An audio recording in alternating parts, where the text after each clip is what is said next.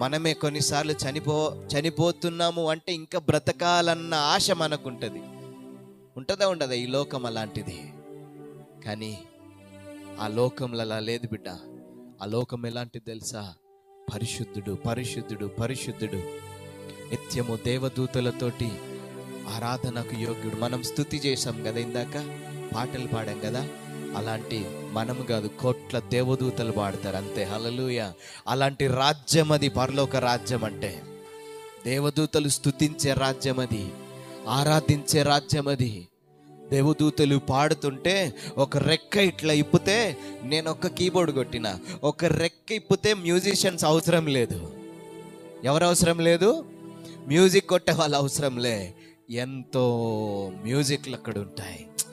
ఆ మహిమ కలిగిన రాజ్యాన్ని విడిచిపెట్టాడంటే ఆలోచించు, నువ్వు ఎంతో ప్రేమిస్తున్నావు.